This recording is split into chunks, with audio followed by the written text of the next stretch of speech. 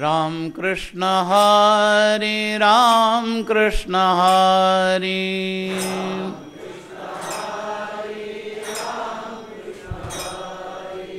राम कृष्ण हरे राम कृष्ण हरे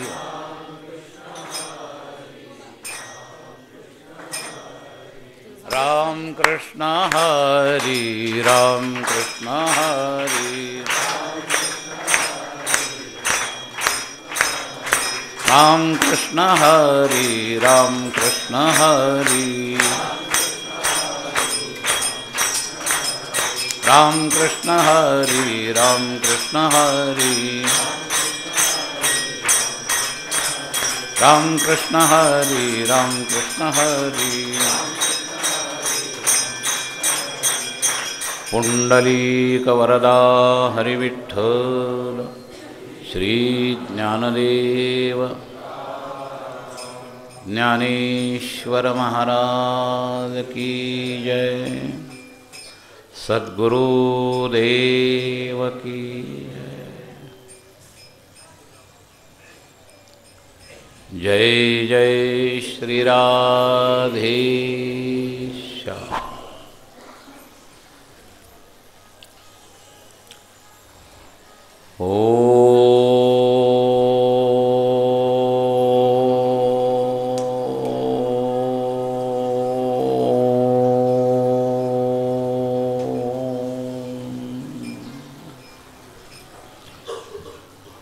ब्रह्मानंदं परमसुखदं केवलं ज्ञानमूर्तिं द्वन्द्वातीतं गगनसदृशं तत्त्वमस्यादिलक्ष्यम् एकं नित्यं विमलमचलं सर्वधी साक्षिभूतं भावातीतं त्रिगुणरहितं सद्गुरुं तन्नमामि। मूकं करोति वाचालं पंगुं लंघयते गिरिं यत्कृपात्तमहं वन्दे परमानन्दमाधवम्। नारायणं नमस्कृत्य नरं चैव नरोत्तमम् देवीं सरस्वतीं व्यासं ततो जयमुदीरयेत्। गुरुर्ब्रह्मा गुरुर्विष्णु गुरुर्देवो महेश्वरः गुरुः साक्षात् परब्रह्म तस्मै श्री गुरवे नमः। प्रपन्नपारिजाताय तोत्रवेत्रैकपाणये ज्ञानमुद्राय कृष्णाय गीतामृतदुहे नमः। वसुदेवसुतं देवं कंसचाणूरमर्दनं देवकी परमानन्दं कृष्णं वन्दे जगद्गुरुं। वंशी विभूषितकरान्नवनीरदाभात् पीताम्बरादरुणबिम्बफलाधरोष्ठात् पूर्णेन्दुसुन्दरमुखादरविन्दनेत्रात् कृष्णात् परं किमपि तत्त्वमहं न जाने। पुण्डलीकवरदा हरिविठ्ठल श्रीज्ञानदेव तुकाराम ज्ञानेश्वर महाराज की।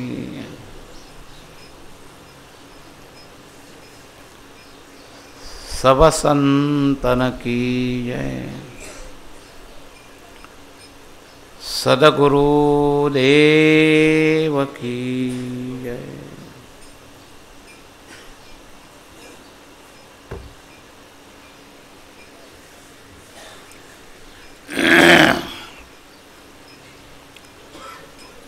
अखिल गुणनिधान सच्चिदानंद घन करुणा वरुणालय भक्तवत्सल भगवान श्री पांडुरंगाच्या चरणावर मनपूर्वक साष्टांग अभिवादन करून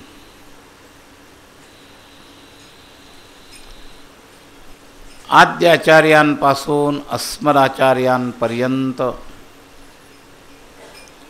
सर्व संत आचार्यांना साष्टांग अभिवादन करून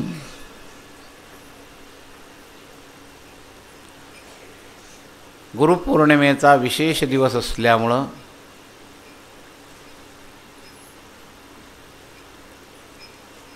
सर्व जगताचा अध्यात्म प्रदर्शक सद्गुरु तत्वाला साष्टांग अभिवादन करून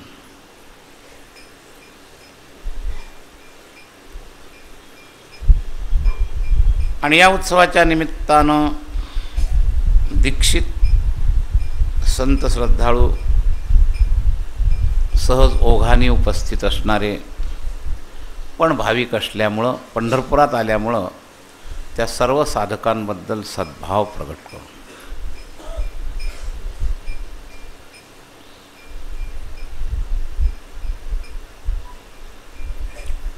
भारतीय परंपरेमध्ये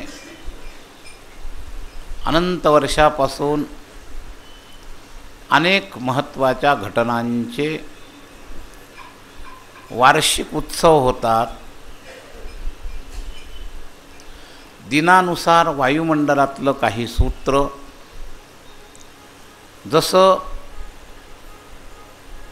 सूर्याचं चक्र आहे, राशीक्रमामध्ये त्या राशीत ते वातावरण तयार होत असतं। पावसाळ्याचे नक्षत्र, उन्हाळ्याचे नक्षत्र, हिवाळ्याचे नक्षत्र, पृथ्वीवर सूर्याचा असणाऱ्या संबंधातून त्या वेळेला या संपूर्ण पृथ्वीवर त्या वायुमंडलाचा प्रभाव असतो। त्याप्रमाणे या पृथ्वीच्या आध्यात्मिक संतुलनाकरता धर्मग्लानी आल्यानंतर अनेक पूर्णावतार झाले आणि त्याबरोबर भगवानच बऱ्याच वेळेला ससीम साधकांचा उद्धार करण्याकरता संत रूपाने अवतीर्ण झाले।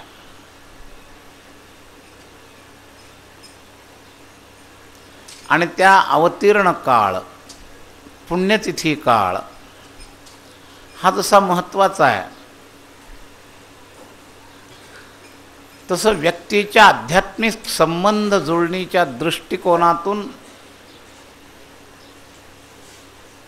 हा गुरुपौर्णिमेचा, व्यासपौर्णिमेचा एक काळ फार महत्त्वाचा आहे।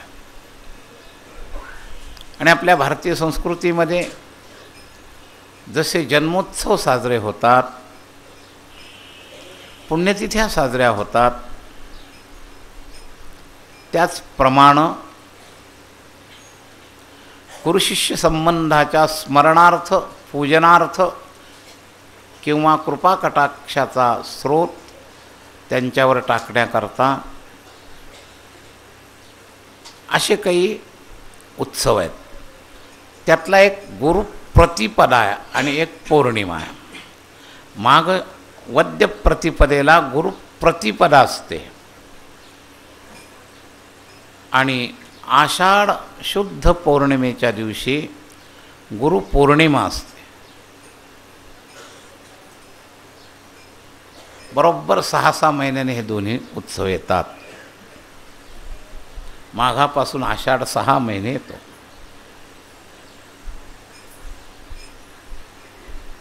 तर प्रतिपदेपासून तर पौर्णिमेपर्यंत मधल्या तिथींना सुद्धा गुरुसंबंध पुण्यतिथी रूपानं, अनुग्रह दिन प्ररूपानं माघ शुद्ध दशमी आहे, गुरुद्वादशी आहेत. अशा पद्धतीनं संबंधित तिथी त्या वेळेला असतात. म्हणजे प्रतिपदेपासून तर पौर्णिमेपर्यंत या सर्व तिथींचा संबंध आहे. आणि त्यामध्ये या प्रतिपदेच्या निमित्तानं गुरुस्मरणाचा उत्सव गुरुप्रतिपदेला होतो. गाणगापूरला विशेषत्वाने गुरुप्रतिपदेला मोठी यात्रा भरत असते आणि संपूर्ण भारतभर हा गुरुपौर्णिमेचा उत्सव आहे. पक्षाची सुरुवात प्रतिपदेनं होती आणि पक्षाची समाप्ती पौर्णिमेनं होती, शुद्ध पक्षाची. जीवनामध्ये प्रकाश देणारी पक्ष शुक्ल पक्ष मानला जातो. उत्तम गतीमध्ये सुद्धा शुक्ल गती उत्तम मानली जाते.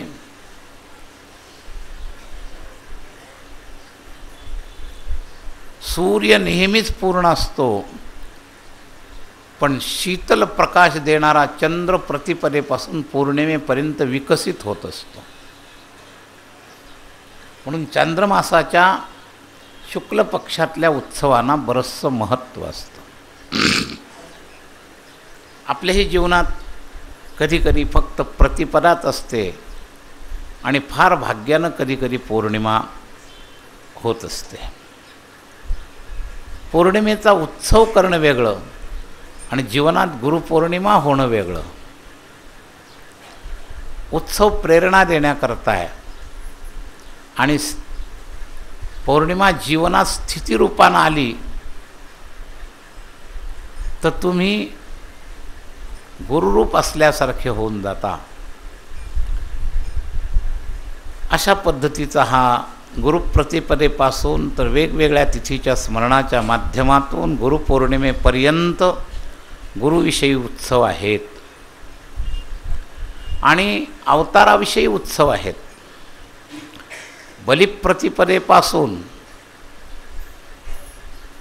तर आपल्या दत्त जयंतीच्या पौर्णिमेपर्यंत, हनुमान जयंतीच्या पौर्णिमेपर्यंत ईश्वर अवताराचे सुद्धा उत्सव प्रतिपदेपासून पौर्णिमेपर्यंत होत असतात.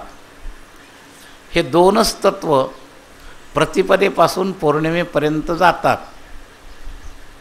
बाकीचे सगळे जे तत्व आहेत ना त्यांची प्रतिपदा होते, पण कधी पौर्णिमा होते की नाही प्रश्नच आहे. व्यवहारी लोकांच्या स्वजनसंबंधामध्ये प्रतिपदा होत असते पण पौर्णिमा होत नसते आणि झालीच तर ती होळी पौर्णिमा होते. तेव्हा बाकीच्या व्यवहाराची सगळ्याची होळी होत असते.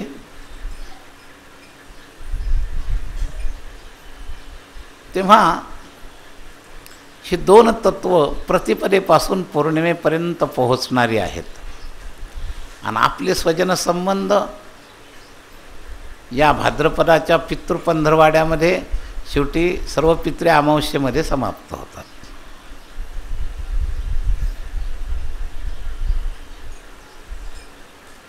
तेव्हा व्यवहारी संबंध आणि परमार्थी संबंध शुक्ल पक्ष आणि कृष्ण पक्षासारखे आहेत.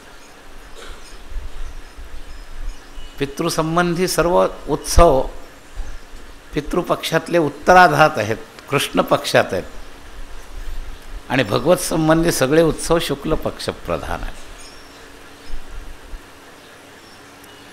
मग त्याच्यातही वद्य प्रतिपदेपासून अमावस्येपर्यंत सगळे आहेत. महाविद्वा नवमी आहे, त्याच्यातही सगळे उत्सव आहेत. तेव्हा हे दोन वेगवेगळे अँगल आहेत, शुक्ल पक्ष आणि कृष्ण पक्ष. शुक्ल कृष्णे गती येते जगत शाश्वतामते येतया यात्यनावृत्ती वर्तया वर्तते पुन्हा. मन्ये आवर्तते पुन्हा. तेव्हा ह्या शुक्लकृष्ण गती आहेत. तर शुक्लगतीची 2 केंद्र आहेत, गुरु आणि संत केंद्र आणि ईश्वर केंद्र. हे शुक्लगतीचे केंद्र आहेत आणि कृष्णगतीचे सगळे जगतातले केंद्र आहेत.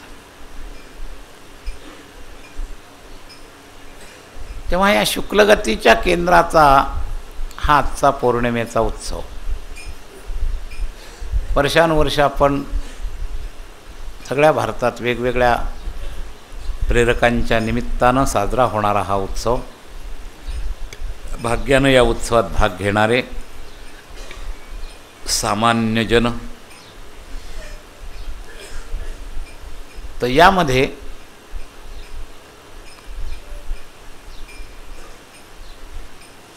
काही संकेत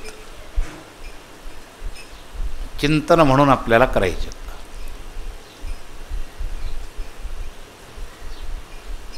दरवर्षी या तत्वातून जे जे प्रेरित होतं,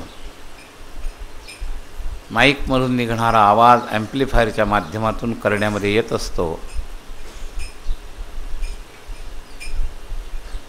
आवाज करण्यातून येताना दिसतो, पण बोलविता धनी वेगळाच असतो. त्याला काय वधवायचं असेल ते तो वधवतो. पूर्वीच्या अनेक पौर्णिमा झाल्यात. काही मुद्दे पुनरुक्तीनं पुन्हा पुन्हा सांगितले जातात, काही नवीन प्रेरित असतात. कोणा कारणे हे झालेसे निर्माण, देवाचे कारण देव जाणे. अनेक व्यक्ती बसलेल्या असतात, त्यातल्या कोणाकरता काय असतं हे कळत नाही. पाऊस पडत असताना जमिनीत कोणते बी पेरले गेलेले असतील आणि त्या पावसाच्या ओघातून त्या ब्याची कोणत्या प्रकारची झाडं असतील. कदाचित एखादं बिलायत्याचंही झाड असू शकतं, एखाद्या कोंबड्या गवताचंही असू शकतं, उत्तम एखादी चंदनाची बीही असू शकते. पाऊस निमित्त असतो, त्याचं झाड होण्याला कारण त्याचं बीज असतं. ज्या प्रकारचं बीज असेल त्या प्रकारचं पावसाचा उपयोग होतो.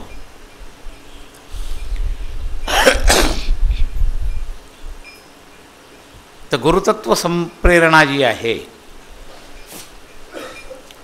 शिष्यत्व गृहीत धरून प्रधानतेने केली जाते. आणि शिष्यत्वाचा भाव व्यक्तिभाव नसतो. जसं गुरु हे तत्व आहे, तसं शिष्यसुद्धा एक तत्व आहे. ते शिष्यतत्व ज्या आवरणात आहेत त्या वेगवेगळ्या प्रकृतीच्या व्यक्ती आहेत.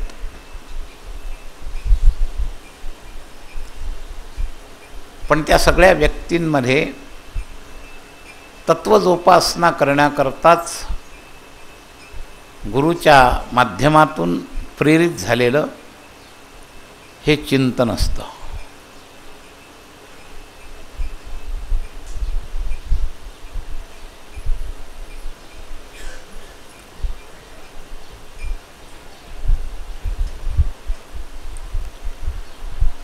तेव्हा चिंतन श्रवण करणाऱ्यांनी पहिला हा मुद्दा डोक्यातून काढा.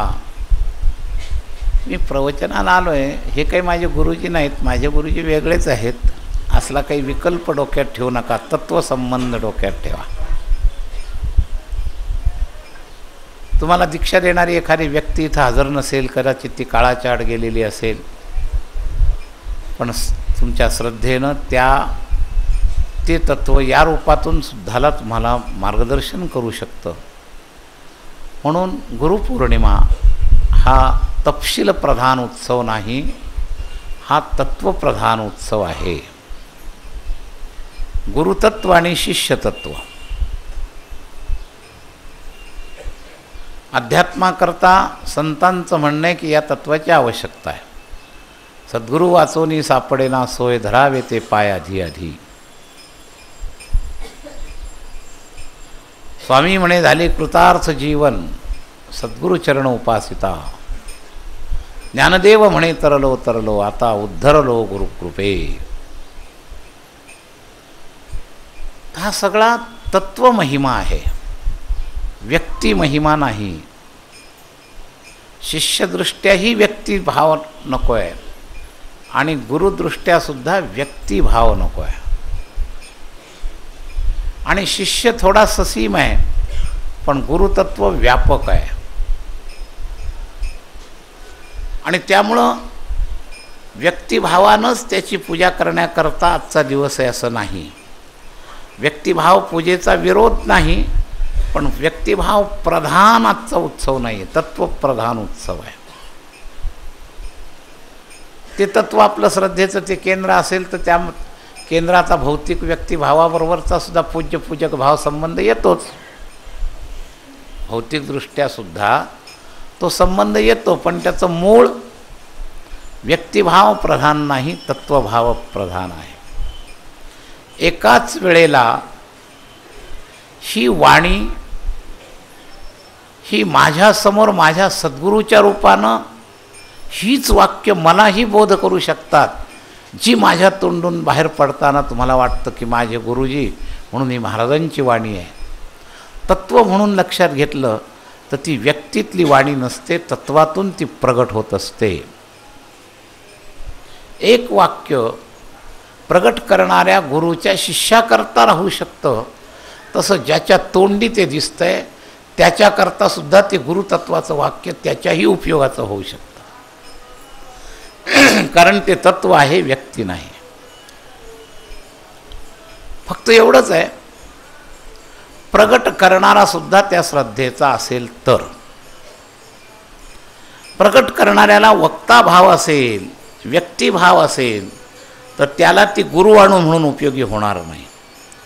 पण प्रगट करणारा म्हारी दोरी थारे हात असं समजून गुरुतत्वाशी अनन्य होऊन जर बोलत असेल तर त्याचं बोलणं त्याच्या शिष्यांकरताही गुरुतत्वच आहे आणि त्याचं बोलणं श्रद्धेनं तन्मय होऊन त्याच्याकरता सुद्धा गुरुतत्वच आहे. स्वतः बोलणाऱ्याकरता सुद्धा ते गुरुतत्व होऊ शकतं. अहंकार नसेल तर, व्यक्तिभाव नसेल तर, वक्ताभाव नसेल तर ती त्याच्याकरता सुद्धा ही आदर्शवाणी होऊ शकते. तोटी स्वतः पाणी देतच नाही, पाणी टाकीतून येतं. तोटी जर मी पाणी देते म्हणत असेल तर त्याच्याकरता ते तत्व नाही. पण तोटी जर निमित्त मात्र असेल तर तोटीकरताही ते पाणी थंडावा देतं. ते पाणी फक्त पिणाऱ्यालाच थंडावा देतं असं नाही. मूळ ठिकाणाहून सोडण्यापूर्वी ती जर तोटी गरम झालेली असेल तर त्या तोटीला सुद्धा थंडावा देतं तेच पाणी.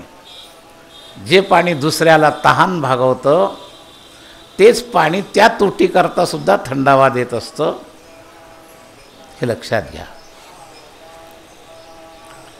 आणि या पद्धतीनं जर तुम्ही लक्षात घेतलं तर प्रवचनाकडं पाहण्याची दृष्टी तुमची बदला. व्यक्तिभाव वजा करून आजचं प्रवचन जर ऐकलं तर तुम्हाला काही वेगळा अनुभव येईल.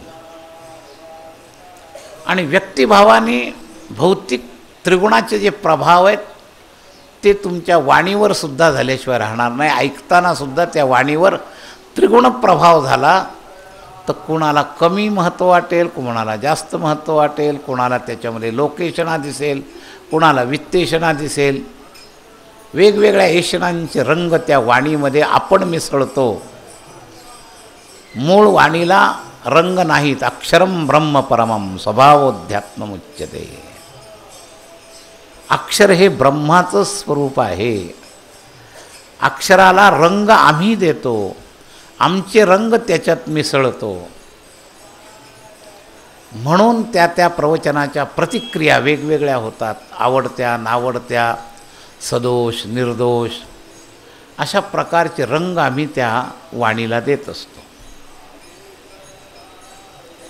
पण तुम्हाला जीवनात वर्षात एखादा दिवस जरी अशा वाणीचं संकलन करता आलं की ज्याच्यामध्ये आपला रंग नाही, तर आपला रंग नसणारी वाणी म्हणून, गुरुतत्व म्हणून वाणीकडं लक्ष जर दिलं तर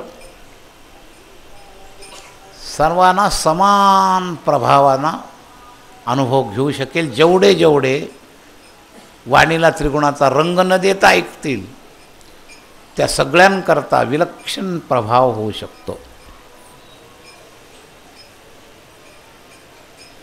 तेव्हा या अशा गुरुतत्वाचं प्रकटीकरण अक्षराच्या माध्यमातून होत आहे. ही सगुण निराकार पूजा आहे. आणि नंतर जे आपण दर्शन घेतो, फुलं ठेवतो ना, ही सगुण साकार पूजा आहे. तर पहिली सगुण निराकार पूजा, निर्गुण निराकार पूजा ही गुरुतत्वाची करता आली पाहिजे. ब्रह्मानंदम हा श्लोक निर्गुण निराकार गुरुतत्वाचा आहे. गुरुचं वर्णन केलं ब्रह्मानंदम, तो निर्गुण निराकार आहे. परमसुखदम निर्गुण निराकार आहे. हे जे विषयेंद्रिय संयोगात हे सामान्य सुख आहे, पण परमसुख निर्गुण निराकार आहे. तत्वम अस्यादि लक्ष्यम, त्याचं केंद्र आहे तत्वकेंद्र. आणि ते एक आहे, एकम नित्यम विमलम अचलम सर्वधी साक्षीभूतम. ते भावातीत आहे, भावातीतम. ते त्रिगुणरहित आहे, त्रिगुणरहितम. सद्गुरून् तन्नमामि, ही निर्गुण निराकार पूजा आहे. त्याला हृदयापर्यंत नेण्याकरता शुद्ध श्रद्धेनं शब्दावर विश्वास ठेवून जर विस्तार आहे, तो सगुण निराकार पूजेचा भाव आहे. प्रवचन ही गुरुतत्वाची सगुण निराकार पूजा आहे. ब्रह्मानंदम श्लोकाचं नमन ही निर्गुण निराकार पूजा आहे. आणि आपण जे भौतिक वंदन करतो, हार घालतो, बुक्का लावतो, किंवा जे काही भौतिक जिथं जिथं जी पद्धती असेल, काही काही ठिकाणी गुरुतत्वाची सगुण साकार पूजा करताना स्नान घालतात, पंचामृताचं हे करतात, काय पुष्कळ पद्धती आहेत ज्या त्या भागानुसार. तर ती सगळी सगुण साकार पूजा आहे. त्या 3 पूजा आहेत गुरुतत्वाच्या. निर्गुण निराकार तत्वामध्ये काही नाही, फक्त या तत्वाचं नमस्कारम श्री सद्गुरून् तन्नमामि इथपर्यंत जो ब्रह्मानंदमचा श्लोक आहे, हा निर्गुण निराकार तत्वाची पूजा आहे. वाणीच्या दृष्टिकोनातून, आदरणीय वाणीच्या श्रवणातून अंतःकरण त्याच्याशी तदाकार करणं, त्याच्या गुणाशी तदाकार करणं, त्याच्या बोधाशी तदाकार करणं, ही सगळी सगुण निराकार पूजा आहे. आणि भौतिक सेवा, भौतिक पूजा ही सगळी सगुण साकार पूजा आहे. आजच्या दिवशी या दोन्हीचं मधलं केंद्र आहे सगुण निराकार पूजेचं आत्ता चाललेलं स्वरूप. सुरुवात आपण सगळ्यांनीच मंगलाचरणामध्ये ब्रह्मानंदम श्लोक म्हटला आहे. निर्गुण निराकार पूजा फार नाही आहे, ती थोडक्यात आहे. सगुण निराकार पूजेचं क्षेत्र जास्त आहे. ज्ञानशक्तीमध्ये तसा संबंध जोडणं, हा जो सगुण निराकार पूजेचा भाग आहे, याचा आजचा विस्तार थोडासा जास्त ऐकण्याजोगा आहे. संतत्वाशी, गुरुशी संबंध फार विविध प्रकारानं येतो. आपल्या असलेल्या गुणमय प्रकृतीचा त्याच्यावर प्रभाव होत असतो. आपली जी ती पूजा असते ना, आणि त्याच्यामध्ये फार वर्ग आहेत. ह्या सगुण निराकार पूजेमध्ये श्रद्धेचे बरेचसे स्तर आहेत. लोक व्यवहार मिश्रित श्रद्धा, वैभव मिश्रित श्रद्धा, प्रकृती प्रधान श्रद्धा, अध्यात्म प्रधान श्रद्धा, अनेक वर्ग याच्यात पडतात. हे सगळे जे लोक संतांना, गुरुला चिकटलेले आहेत, याच्यामध्ये फार वर्ग आहेत आणि सगळे आपल्याला शिष्य समजतात. पण जसं सगुण निराकार आणि निर्गुण निराकाराच्या बाबतीत फरक आहे, निर्गुण निराकार सर्वव्यापक तत्व आपल्यामध्ये सुद्धा असून सुद्धा आपण दुःख भोगतो. परमात्मा सुखरूप आहे आणि तो निर्गुण निराकार रूपानं आपल्यात सुद्धा आहे, तरी आपण दुःख भोगतो. गाडलेल्या धनावर बसून सुद्धा उपाशी राहतो माणूस, तशापैकी तो प्रकार असतो. गाडलेल्या धनाचं ज्ञान नसल्यामुळं गाडलेल्या धनावरच्या खोलीत बसतो, राहतो आणि भौतिकदृष्ट्या खाय प्यायला काही नाही, उपाशी राहतो. तुझं आहे तुझं पासी परी तू जागा चुकलासी, या पद्धतीनं. तर बदल करायचा आहे आपल्याला. आपल्या संबंधात श्रद्धेच्या कक्षा शुद्ध करत करत करत करत वर जायचं आहे.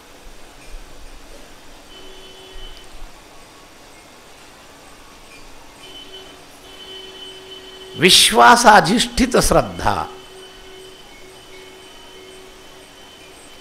इथपर्यंत आपली श्रद्धा गेली पाहिजे.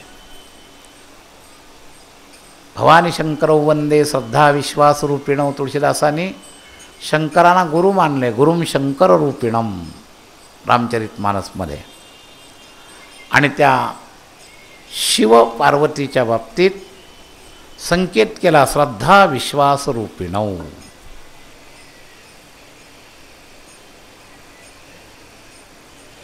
तर या श्रद्धा विश्वास रूपिणौ पूर्ण संबंध, गुरुचं ज्ञान श्रद्धेनं होईल, पण गुरुचा अनुभव श्रद्धा विश्वास रूपिणौ. म्हणून तुकोबरायांनी संतांचे पायी हा माझा विश्वास शेवटच्या टोकाला पहिला हात घातला.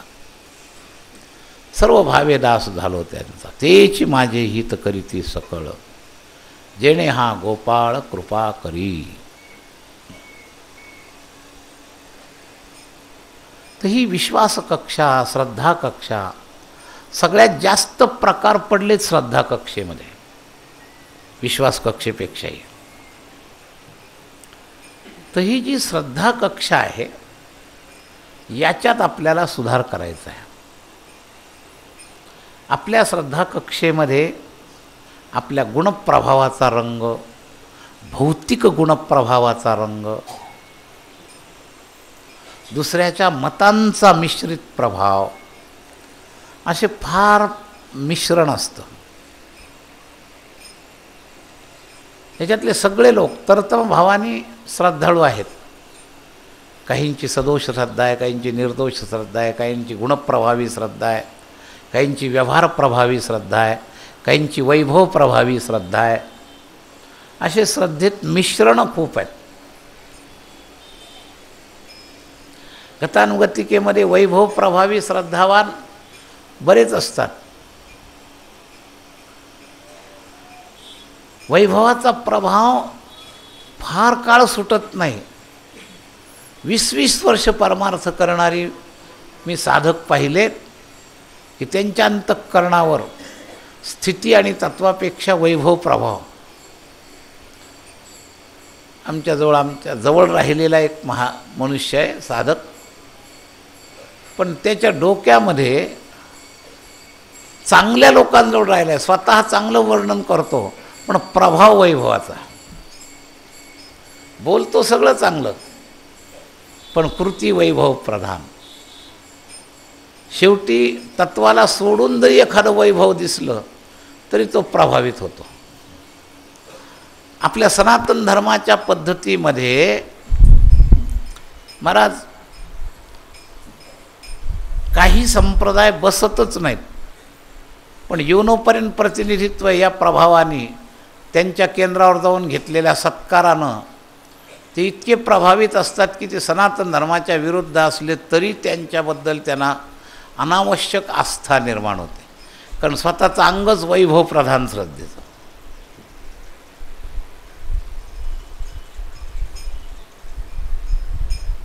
आता इथं गुरुतत्वावर बोलताना काही बाबतीत स्पष्ट संकेत केला तरी बिघडत नाही. तुमच्यात सुद्धा जर कोणाकडं असा चुकीचा प्रभाव असेल तर जरा विवेकानं काढून टाका.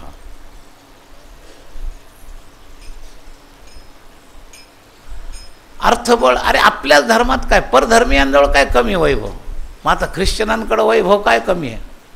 मग प्रजापिता तर आपले दाखवायला आपले दात आहेत आणि असायला त्यांचं पिल्लू आहे. पण आमच्यावर त्या कार्यक्रम आणि मोठं आयोजन आणि ते सगळ्याचा प्रभाव होतो. आमचे सगळे लोक असे प्रवाहपतीत असतात. बरेचशी मंडळी वारकरी दृष्टीनं, सनातन धर्मदृष्टीनं अगदी स्पष्ट शब्दात सांगतो, आमच्या निवृत्ती महाराज वक्त्यांकडं तर 130 धर्म अशा संप्रदायाची यादी आहे की ज्याला आतून ख्रिश्चन धर्माचा सपोर्ट आहे, अर्थबळ आहे आणि वरून आपल्या धर्माच्या सेवा करण्याचे वरून बोर्ड आहेत, साईन बोर्ड आपले आहेत आणि आतून अर्थबळ सगळं ख्रिश्चनांचं आहे.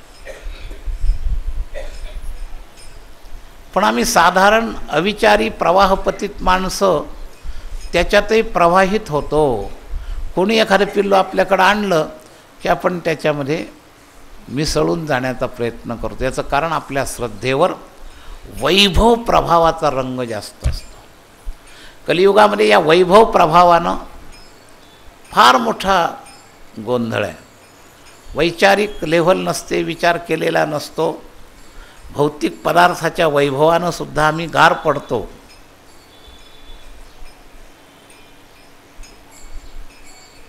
पंढरी क्षेत्रामध्ये सुद्धा असे बाहेरचे काही काही लोक एखादा वैभवाचा डामडोलारा करून येतात. 200 गाड्या आल्या, 400 गाड्या आल्या आणि एवढं मोठं त्यांचं वाळवंट. वैभव प्रभावाच्या कल्पना राबवण्याचं कलियुगातलं एक मोठं तंत्र आहे, शक्ती प्रदर्शन. राजकारणातही या शक्ती प्रदर्शनानं 25-30-40% समाज ओढला जाऊ शकतो इकडचा तिकडं. त्यांना तत्त्व काय माहितीच नाही पक्षाचे. हा जोर वाढला, हालता हा जोर आहे की निघाली तिकडं. याला प्रवाहपतीत म्हणतात. तर शक्ती प्रदर्शन हा एक मोठा भाग कलियुगामध्ये सर्व कक्षेत सापडतो.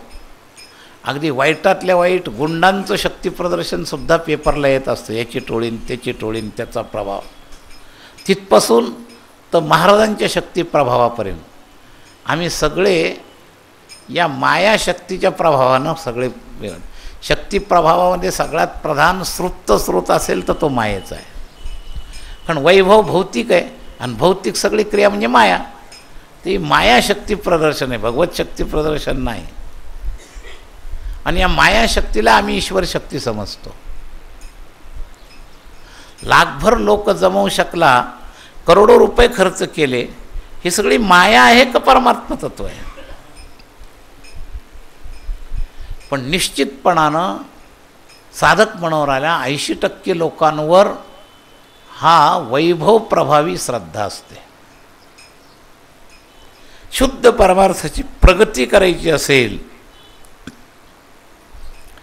आणि सरळ तर्क असतात त्यांचे, ज्या अर्थी एवढं तो मिळवू शकला त्या अर्थी त्याच्यात काहीतरी आहे. अरे काहीतरी आहे का परमार्थ तत्व आहे हा प्रश्न आहे. काहीतरी आहे, त्याचं उत्तर एवढंच, काहीतरी आहे त्याच्याकडं. तर वैभव प्रभावी श्रद्धा ही परमार्थ प्रगती करता पासिंगला पुरणारी नाही. प्रवेशाला निमित्त झाली तर काही बिघडत नाही.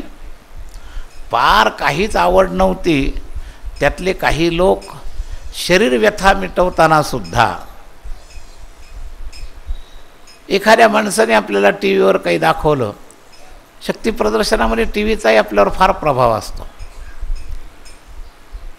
या तंत्राचा उपयोग खोटा टी व्हीवर कसा करायचा यातही लोक तरबेज आहेत. एखाद्या औषधाचं प्रचार करताना, रोगनिवृत्तीचा प्रचार करताना किती उदाहरणं दाखवतील, किती मुलाखती दाखवतील, त्या खऱ्या घेतल्या का खोट्या घेतल्या का पैसे देऊन घेतल्या काही माहीत नसतं. शेवटी हे सगळे स्वार्थमय आहेत ना. हे जगतातली सगळी मंडळी स्वार्थमय आहेत. या स्वार्थमय जगत कोणाकरता कधी काय करील सांगता येत नाही. प्रसारमाध्यम लोकांसमोर जाण्याचं एक निमित्त आहे, हे जरी असलं तरी त्याचा नेमका सदुपयोग केला जाऊ शकतो अशी परिस्थिती नाही. तर या शक्ती प्रदर्शनापासून शिष्यतत्वाला विवेकानं स्वतःला बाजूला करता आलं पाहिजे. हे फक्त विवेकानं शक्य आहे याच्यापासून परावृत्त होणं. नाहीतर आपले इंद्रिय तर विषय ग्राह्यच आहे ना. श्रोत्रम चक्षुस्पर्शनम च रसनम घ्राणमेव च अधिष्ठाय मनश्चाय विषयानुपसेवते.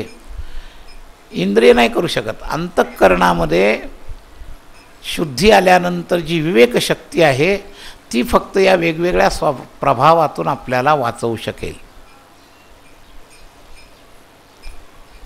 आणि म्हणून संत तेथे विवेक असण्याची की संत तत्वाजवळ जा. संत तत्वाला गुरुतत्वात कधी परिणित करायचा हा नंतरचा मुद्दा आहे. पण संत तत्वाजवळ विवेक मिळतो. बिनु सतसंग विवेक न होई, रामकथा बिनु सुलभ, रामकृपा बिनु सुलभ न सोय. हा विवेक प्राप्त झाला तर तुम्हाला स्वतःला सुधारण्याला सक्षम होऊ शकता.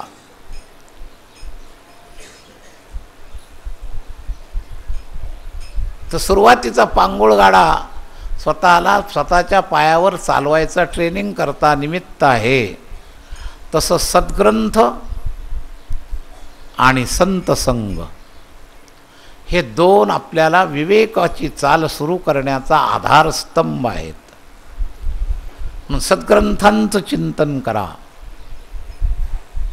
हा बाहेरचा आधार आहे ना. आतला आधार आहे सदाचार. त्याचे पाय भक्कम असावे लागतात चालायला शिकायला. पोलिओ झालेल्या पोराला किती दिवस पांगुळगाडा दिला ते नाही चालू शकणार. मग आतलं बळ काय? सदाचार. आणि बाहेरचे मुख्य आधार आहे सद्ग्रंथ आणि संत. या आधारावर स्वतः चालायला शिकणं म्हणजे विवेकप्रधान बनणं. आणि हे विवेकप्रधान बनत असताना जर तुम्ही विवेकप्रधान झालात तर पूर्वीच्या संस्कारातून आलेले जे दोष आहेत ते जातील आणि तुमची श्रद्धा शुद्ध होईल.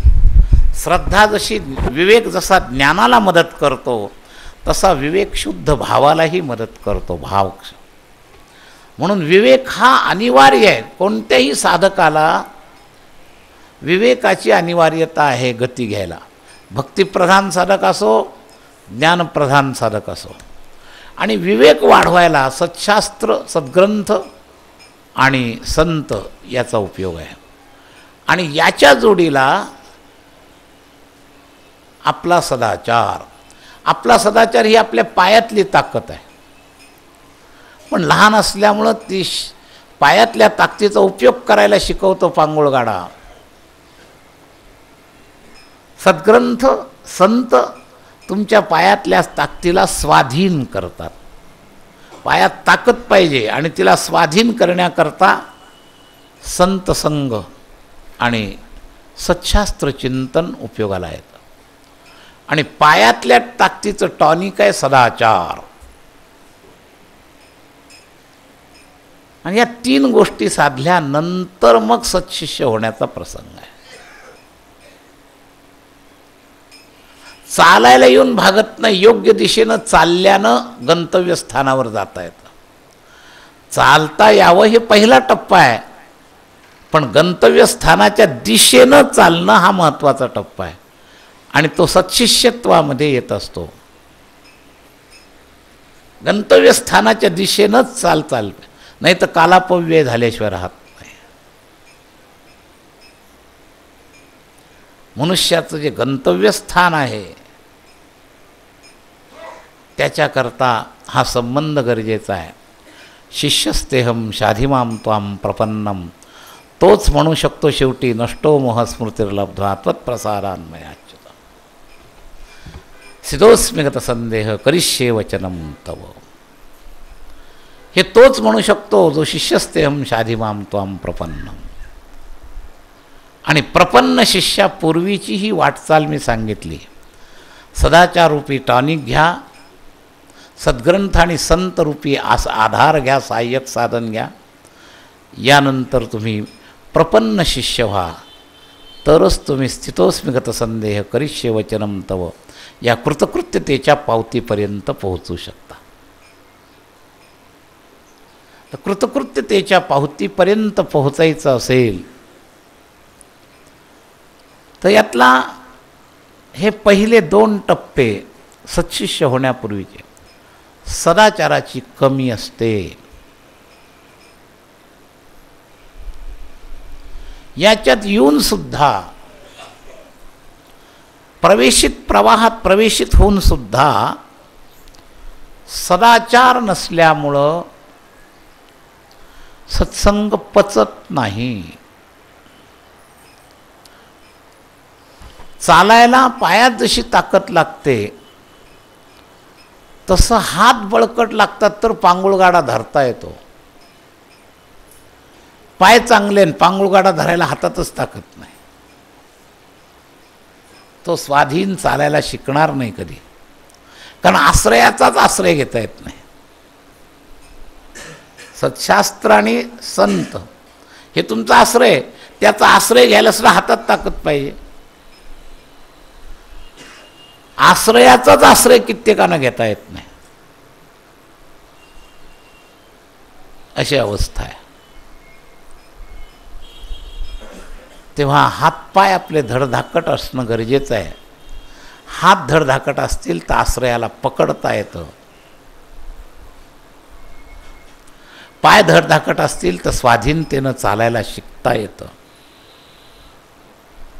मग बाकी आतला जो सुधार आहे, चालायला शिकल्यानंतर डोळ्याचा जाणीव, चालायला शिकलेले पोरं कधी कधी का पडतात, चालायचं ट्रेनिंग येतं पण खड्डा कुठे आहे या डोळ्याचं तिथं केंद्र करायचंच लहान मुलाला सुरुवातीला येत नाही, म्हणून ते पडतात. म्हणजे डोळ्याचं केंद्र बरोबर पाहिजे, हाताची ताकद बरोबर पाहिजे, पायाची ताकद बरोबर पाहिजे, आणि सर्वात शेवटी या सगळ्याला चालवणारं जे मन आहे त्या मनाला चालण्याची दिशा पकडता येण्याकरता निर्दोषता पाहिजे. नाही तर डोळे ठीक आहेत, पाय ठीक आहेत, हात ठीक आहे, पण दिशा नसल्यामुळं चालतच राहतो, तो कुठं जातही नाही पोहोचतही नाही. घाण्याच्या बैलाला डोळे असतात, पाय असतात, फक्त दिशा ठीक नसल्यामुळं या मायेनं आपल्या खुंट्याला त्याला बांधून ठेवलेलं असल्यामुळं आयुष्यभर चालतच राहतो आणि कुठंच पोहोचत नाही. संसारी माणसं म्हणजे घाण्याच्या बैलासारखी असतात, आयुष्यभर चालतच राहतात आणि कुठंच पोहोचत नाही.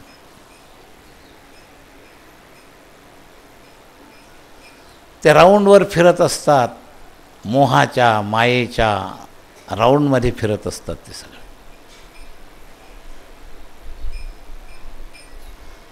तेव्हा डोळे हात पाय बरोबर पाहिजे, तसं आपला गळा कुण्यातरी मायेच्या दोराला बांधलेला नको आहे. म्हणून माया मोह निरासश्च वैष्णवै क्रियते कथम. शौनकांचा प्रश्न हा आहे. भक्तिज्ञान विरागाप्तो विवेको वर्धते महान माया मोह निरासश्च वैष्णवै क्रियते कथम. तर हा दोर नकोय बांधलेला, घाण्याला बांधलेला जुंपलेला जो दोर आहे ना, त्या बैलाचे पाय ठीक, डोळे ठीक, सगळं ठीक, पण घाणा दोऱ्याला बांधलेला असल्यामुळे बस राऊंड शिवायच्या बाहेर कुठं जात नाही. देवाने तुम्हाला दिलेले इंद्रिय, हातपाय, कान, डोळे, मुख, बोलाय, वचने सगळं दिलं आहे, पण त्रिभिर्गुणमयेर भावे रेभिः सर्वमिदं जगत मोहितम, आणि त्याचा परिणाम नाभिजानाति, मला जाणू शकत नाही. मामेभ्य परमं व्ययाम. आणि हा दोर तोडून तुमच्या स्वाधीन शक्तीला परमात्म्याकडे नेण्याची ताकद असणारं सद्गुरु तत्व आहे.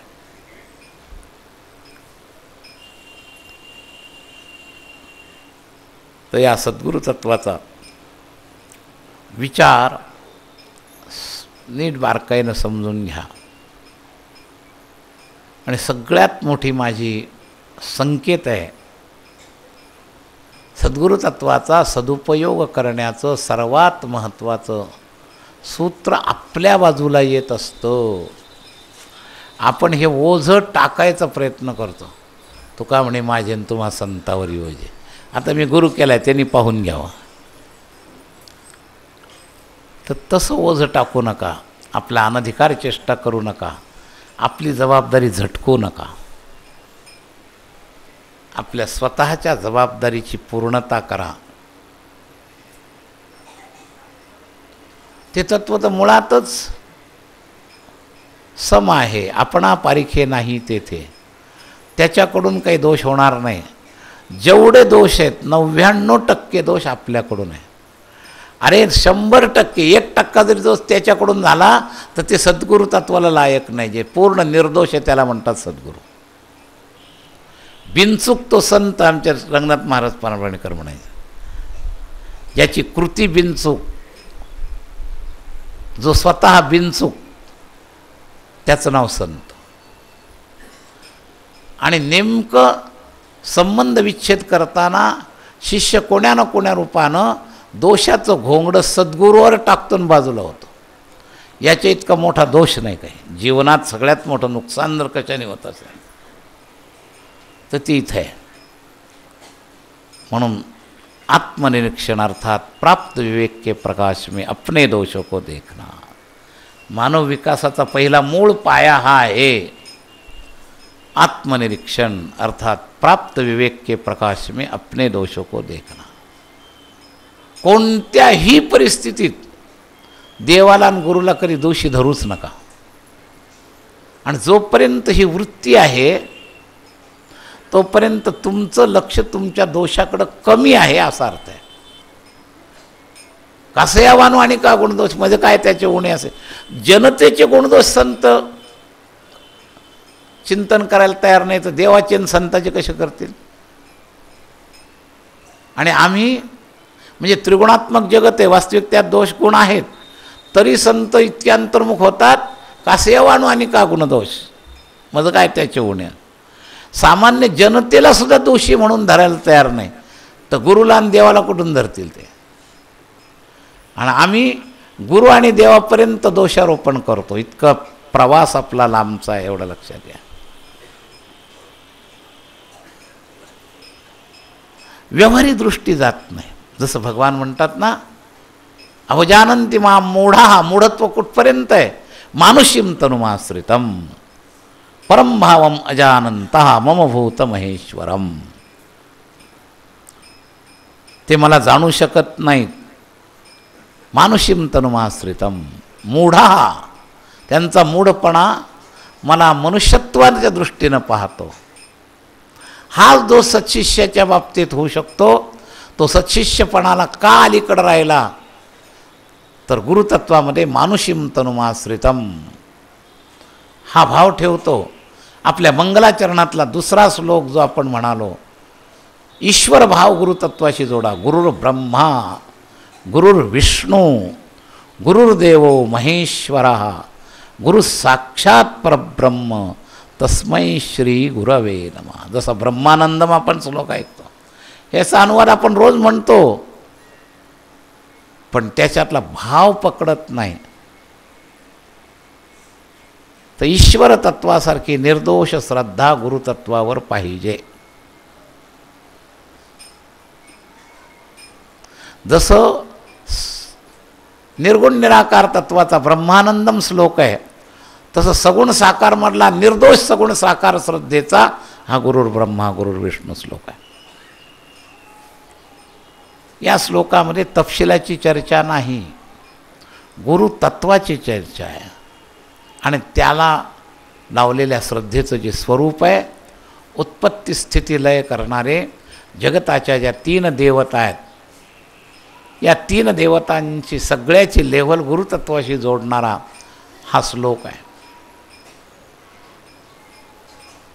गुरु साक्षात परब्रह्म तस्मै श्री गुरवे नमः. चौथं सूत्र सांगितलं परब्रह्म. आणि भौतिक तत्वामध्ये सांगितलं गुरुर ब्रह्मा गुरुर विष्णू गुरुर्देवो महेश्वर. तर हे तत्वचिंतन करा, तपशिलात घुसूच नका. त्याचा आकार, त्याचा रंग, त्याच्याजवळचे पैसे, त्याचं ज्ञान, लोकप्रभावाची शक्ती, हे सगळं तपशील आहे. तत्व जर कळालं तर खूप लाभ होईल.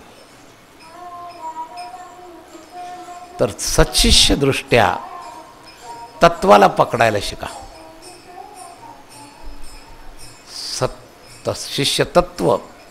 डोंगरे महाराज म्हणायचे, कलियुगामध्ये शिष्यांची कमी नाही, पुष्कळ आहेत. आणि त्यातलं निंदनीय अंग सांगायचे, लोभी गुरु लालची चेला, इनका नरक में ढेलम ढेला, असं वाक्य महाराज बोलायचे. तर गुरुतत्वाचा विचार आणि हे तपशील फारच वेगळा आहे. तुम्ही कोणाचे शिष्य असा, मी आज सांगतोय ते तत्वाबद्दल सांगतोय, व्यक्तीबद्दल सांगत नाही. तुम्हाला उपयोगी येणार आहे. तुम्ही कोणत्याही गुरुचे शिष्य असलात तरी तुमची पूजा तपशिलातून तत्वाकडे गेली पाहिजे. आणि तपशिलात अडकण्याला कारणीभूत आपला स्वभाव, आपले संस्कार हे कारणीभूत आहेत. आपल्या स्वभावाचा, गुणदोषाचा प्रभाव आपण त्या श्रद्धेवर करतो. म्हणून भौतिक श्रद्धा आहे तुमची, आध्यात्मिक श्रद्धा नाही. इतरांच्या सापेक्षात ही सगळी मंडळी आपल्याला श्रद्धावान म्हणत असतील. मी कोणातरी गुरुचा शिष्य या अर्थी, मला परमार्थाची आवड आहे, मी गुरुपौर्णिमेला जातो, गुरुपूजा करतो, गुरुकडं जातो, जाणं येणं चालू आहे. हे सगळी मंडळी स्वतःला श्रद्धावान समजत असतील. श्रद्धा आहे, श्रद्धावान नाहीत. तुमच्याजवळ धन आहे पण तुम्ही सगळे धनवान नाहीत. धनवान क्वचित असतात, धन सगळ्याकडं असतं. तसं या 1/3 वर्गामध्ये श्रद्धा आहे, पण आपण श्रद्धावान आहोत असं समजू नका. आणि श्रद्धावानची पूर्णता झाल्याशिवाय ज्ञान प्राप्त होत नाही. श्रद्धावान लभते ज्ञान. आपण नुसते श्रद्धाळू आहोत. त्या श्रद्धेला शुद्ध करावं लागेल, ताऊन सुलाखून घ्यावं लागेल आणि ती श्रद्धा वाढावी लागेल. धन वाढलेलं असावं लागतं, तेव्हा धनवान होतो. आमचं म्हणजे कसं आहे, आमचं दुधात पाणी नाही आहे, पाण्यात दूध आहे, फक्त रंग पांढरा आहे, अशी श्रद्धा आपली आहे. 2 थेंब पाणी दुधात असलं, शरभर दुधात, तर तेवढं अडत नाही. पण 1 शरभर पाण्याला 10 थेंब दुधाचे सुद्धा पांढरा रंग आणू शकतात. तर आमचे 10 थेंब आहेत फक्त दुधाचे आणि शरभर पाणी आहे. आणि पांढऱ्या रंगाच्या आधारावर आपण स्वतःला श्रद्धावान समजतो, एवढा भ्रम आहे.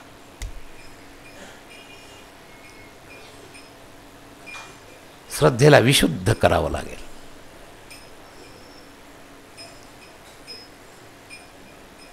आणि ती विशुद्ध श्रद्धा विश्वासात परिणित होईपर्यंत आपली श्रद्धा विशुद्ध झाली असं नाही.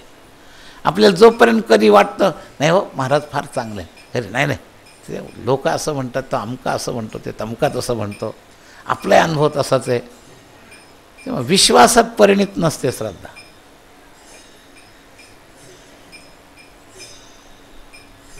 आणि विश्वासात परिणित होत नाही तोपर्यंत उपयोग नाही. म्हणून तुकोबराय म्हणले, संतांचे पायी हा माझा विश्वास.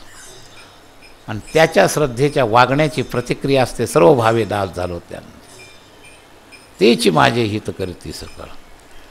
आणि इतका परिणिती झाल्यानंतर जेणे हा गोपाळ कृपा करे.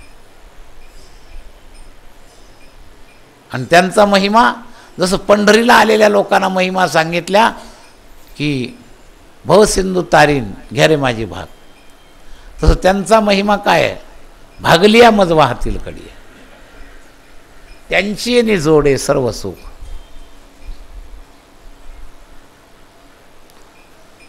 आणि त्याची परीक्षा कशात आहे, तुका म्हणे शेष सेवी नावणे. आणि वचन न मोडी बोलिले ते, याच्यात शेवट इथं आम्ही सगळे नापास आहोत. वचन न मोडी बोलिले ते.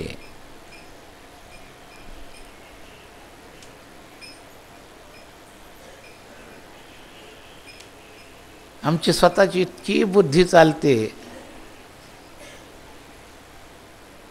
म्हणून तर सर्वसामान्य प्रार्थनाच केलेली आहे, तार्किकाचा टाका संग पांडुरंग स्मरा.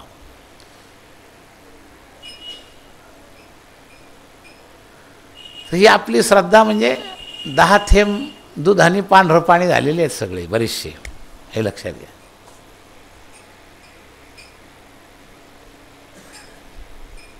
फार मोठा प्रवास करायचा आहे. पांढरा रंग म्हणजे दूध नव्हे, उलट पूर्ण जलांश नसावा, निर्सदूत असावा. तसं आपल्या श्रद्धेमध्ये विकल्पांश नसावा, तेव्हा विश्वास होतो. विश्वास आणि श्रद्धेमध्ये फरक हा आहे. विकल्पांश ठेवून खोड कौतुक करणारी ती श्रद्धा, आणि विकल्पांश रहित तो विश्वास.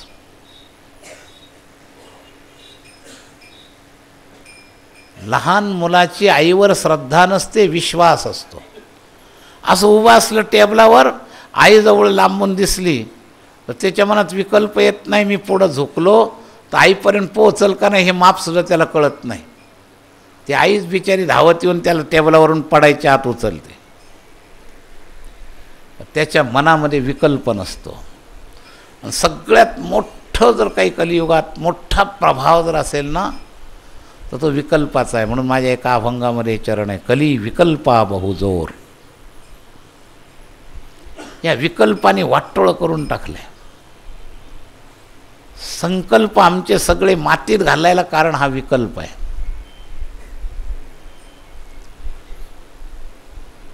म्हणून नामदेव महाराज म्हणाले, कल्पनेची बाधा न हो कोणे काळी. हे विकल्प रूपाची बाधा आहे. ही संत मंडळी सुखी असो. हा विकल्प फार मोठं नुकसान करतो. संकल्प दृढ न राहू देण्याला कारणीभूत हा विकल्प आहे.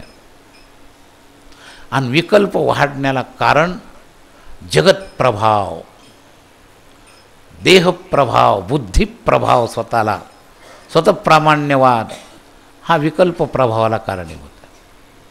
विकल्प प्रभाव वाढण्याला कारणीभूत आहे.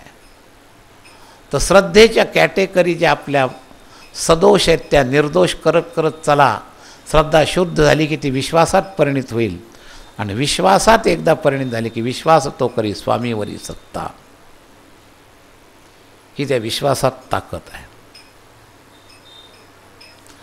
काही लोक उलटपालट अर्थ करतात. व्यवहारात विश्वास आणि श्रद्धा वेगळ्या कक्षेत आहेत, परमार्थात वेगळ्या कक्षेत आहे. व्यवहारातलं विश्वास केंद्र सदोष आहे. त्या माणसाने विश्वासघात केला आपण म्हणतो. तर संसाराचा विश्वास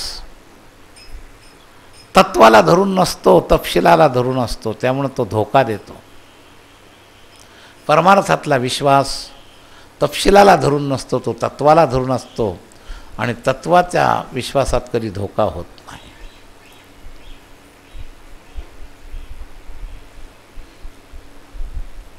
तेव्हा या दृष्टिकोनातून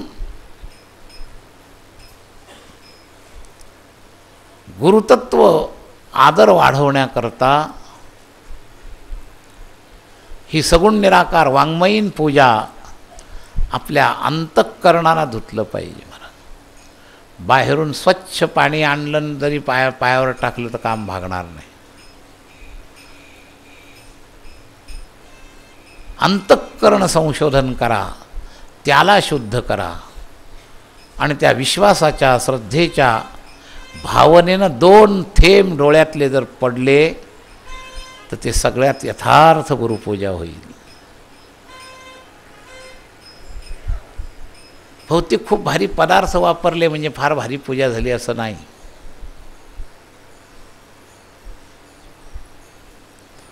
तेव्हा अशी भावपूजा करायची असेल भावग्राही जनार्दन भावबळे आकळे एरविना कळे. जे परमात्मतत्वाकरता नियम आहे तेच गुरुतत्वाकरता नियम आहे. भावे विण देव न कळे निस्संदेह, भावे विण भक्ती, भक्ती विण मुक्ती. आणि हा शुद्ध भाव परिणित व्हायचा असेल तर विश्वासयुक्त श्रद्धा पाहिजे. ती भावनेत परिणित होईल आणि त्याच्यातून अष्टसात्विक भाव गुरुतत्वाविषयी निर्माण झाले. म्हणजे दोन आदरणीय थेंब जरी दर्शन करता करता आपल्या डोळ्यात सहज आले तर यथार्थ तत्वापर्यंत तुमची पूजा पोहोचली.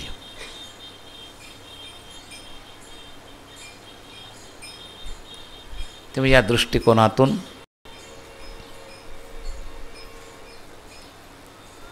आपण आजच्या या तत्वपूजेचा विचार करा. सगुण निराकार तत्वपूजेकरता शब्दाच्या आगमनानं बुद्धीच्या आतल्या कोपऱ्यापर्यंत हे शब्द जाऊन त्याच्यातून या शब्दांच्या अर्थानुसंधानाचा योग्य स्वीकार झाला पाहिजे. स्वतःचं स्वतःला शोधा. नेमका आपल्यामध्ये विकल्पाचा काय मळ आहे याच्यावर विचार करा. महाराज इतकं जबरदस्त दैव प्रारब्ध जर आडवा आलं ना तर तो त्या विकल्पाला संकल्पाचा रंग देतो. हे काही म्हणू द्यावं ते तसंच आहे. असा तो हट्टी विकल्प जो असतो त्याचं उत्तर एकच, विनाशकाले विपरीत बुद्धी. आमच्याजवळून ज्या वेळेला जी शिष्यमंडळी गेली त्यावेळेला अशा हट्टी विकल्पाच्या रेषेवर आलेली दिसली. समजून घेण्याच्या कक्षेत राहत नाही. तुम्ही आमच्यापेक्षा हुशार आहे, तुम्ही आम्हाला काही समजून सांगू शकता, पण ते तसंच आहे. या लेव्हलवर गेलेली माणसंच दुरावले.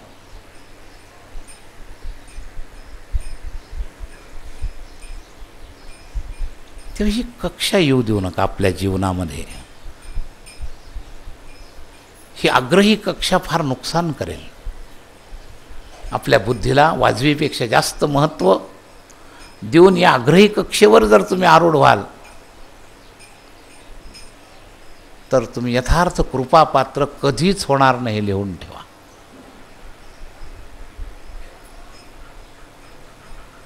ही आग्रही कक्षा सुटली पाहिजे.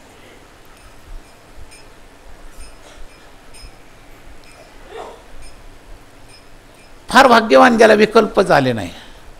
पण ज्यांनी विकल्पाला कमीत कमी आग्रही कक्षेपर्यंत जाऊ दिला नाही तो सुद्धा कधी ना कधी थोडा वळसा घेऊन का होईना पुन्हा येईल.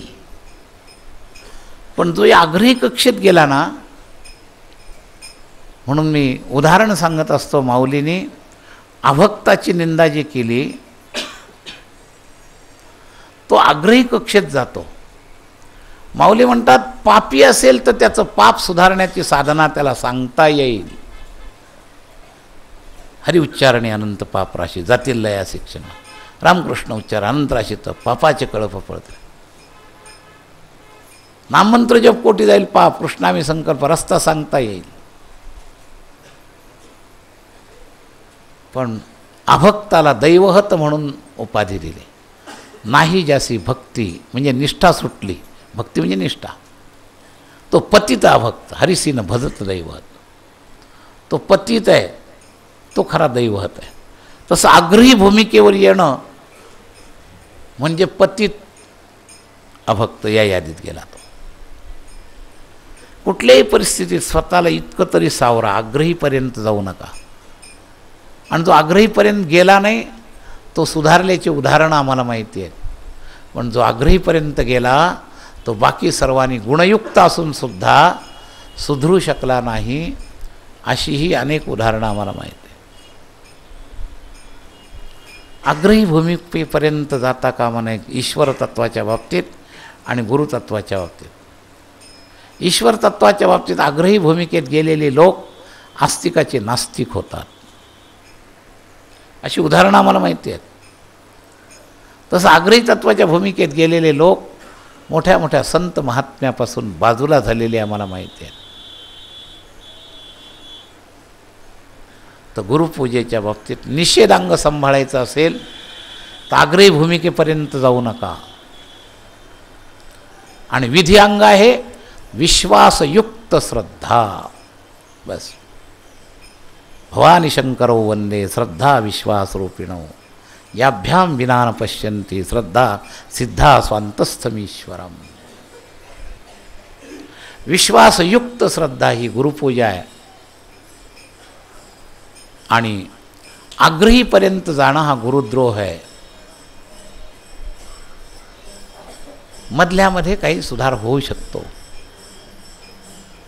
पहिल्या टप्प्यातला निश्चितच या जन्मात कल्याण होऊ शकेल विश्वासयुक्त श्रद्धावाल्यास. शेवटच्या टप्प्यावाल्याचा शाळेचा शिक्का जरी लागला असला तरी त्याला पासिंग सर्टिफिकेट कधीच मिळणार नाही. मधले जे आहेत ना, फर्स्ट क्लासचे असो सेकंड क्लास थर्ड क्लास, पण पासिंगच्या टप्प्यात राहतील. आग्रही भूमिके जे जातात ते पासिंगच्या टप्प्यात कधीच जात नाही, ते लक्षात. तेव्हा आग्रह जीवनात कधी येता कामा नये. दुराग्रह हे अति अहंकारी दुराग्रहातून स्वतःचा विनाश करतात. त्या गुरुपूजेचं विधिअंग आहे श्रद्धा विश्वास, विश्वासयुक्त श्रद्धा. आणि त्या विश्वासयुक्त श्रद्धेतून भावानं केलेला स्वीकार. मागे एका गुरुपौर्णिमेमध्ये अंगीकार स्वीकार या विषयावर मी बोललेलो आहे. त्या भावाने केलेला स्वीकार ही गुरुपूजा आहे. विश्वासयुक्त श्रद्धेनं हा निर्दोष स्वीकार ही गुरुपूजा आहे. आणि विकल्पाच्या शक्तीला अहंकाराची जोड देऊन आग्रही भूमिकेवर आरूढ होणं हा प्रतिबंध आहे, गुरुद्रोह आहे. कोणाचे शिष्य असा गुरुद्रोही होऊ नका. हे दोनच संकेत महत्त्वाचे मी सांगितले. आणि श्रद्धेचे जे रंग आहेत ते आपले आपण सुधरा. जड पदार्थात रंग मिसळताना तिसरा असतो, पण आपल्या स्वतःवर रंग धारण करताना तुम्ही कारणीभूत असता. तुमचे कपडे धारण करताना तुमची आवड कारणीभूत असते. लहान मुलाला कपडे घालताना घालणारी आई कारणीभूत असते, पण मोठं झाल्यावर तुमचे कपडे घालताना तुम्ही कारणीभूत असता. तुम्हाला आवडणारे रंग घालता आणि ती आवड निवड स्वतःचे स्वतः बाजूला करून शुद्ध कपडे अंगावर धारण करता आले तर गुरुपूजक व्हाल. तेव्हा आपल्या श्रद्धेचे रंग शोधा आणि कोणते सदोष रंग आहेत ते काढा बाजूला. त्यामध्ये तुम्ही स्वाधीन आहात. या गुरुतत्वाच्या आजच्या प्रवचनामध्ये त्याचा शोध घ्यायचा आहे. आणि जेवढे चुकीचे रंग आपल्या श्रद्धेत आहेत ते बाजूला काढा आणि विश्वासयुक्त श्रद्धा ठेवून भावनेनं गुरुचा अंगीकार करा. तुमचं कल्याण होईल. पुंडलीक वरदा हरी विठ्ठल श्री ज्ञानदेव तुकाराम ज्ञानेश्वर महाराज की. नाम भगवान की. सद्गुरुदेव की. जय जय श्री राधे श्याम.